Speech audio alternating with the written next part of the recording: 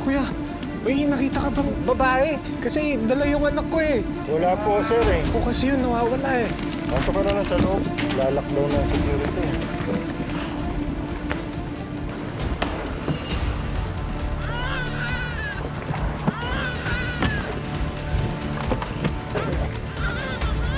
Bilisan mo!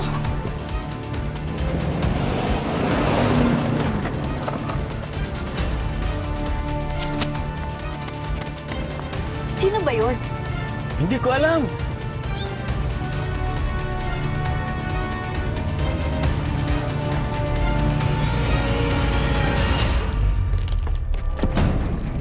Kuya, Teka, sir. Pera ba?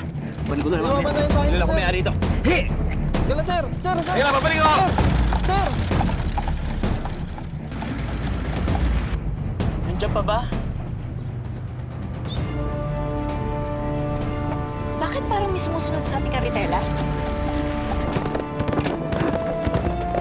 Tawagan mo si Tiger. Sabihin mo, salubungin tayo.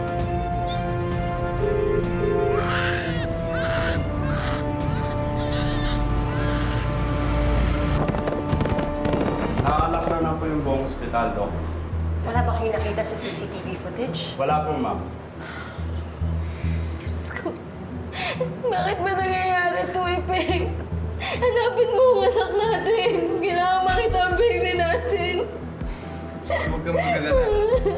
Hahanapin ko yung baby natin. Hindi ako titigil hanggat di ko mahanap yun. Hihingi tayo ng tulong, Isay, Ipeng. Huwag kayong mawawalan ng pag-asa. Tulungan niyo kami, Dok. Baby ko.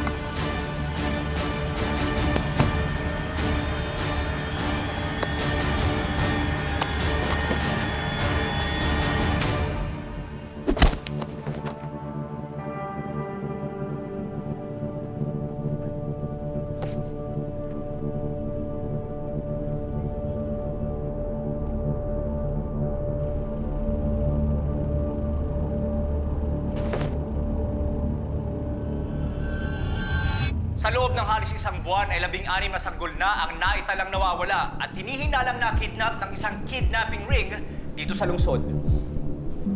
Cut.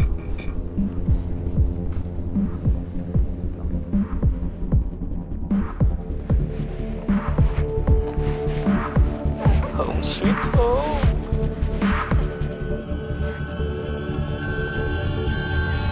Kanina lang nagkakasagutan kami na asawa ko kung anong gusto namin sa baby namin paglaki niya. Anak, kahit na anong gusto mo paglaki mo, okay lang sa amin ang tatay mo. Basta bumalik ka lang sa amin.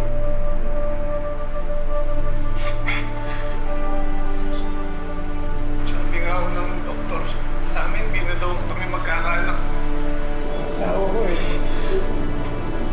Kung sino man po kayong kumuha sa anak namin, maawa naman po kayo sa amin.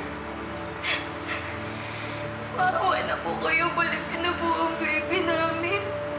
3 taon po namin inintay magkaanak. Maawa na po kayo, balikin na po ang baby namin. Maawa na po kayo.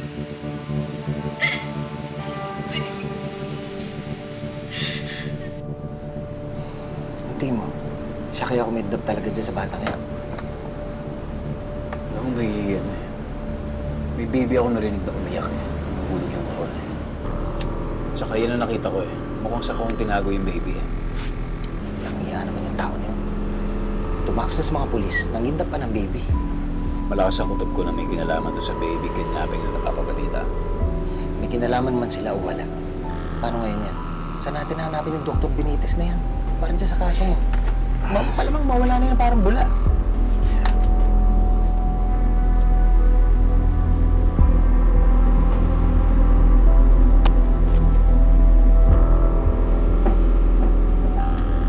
Bawa naman si Sari.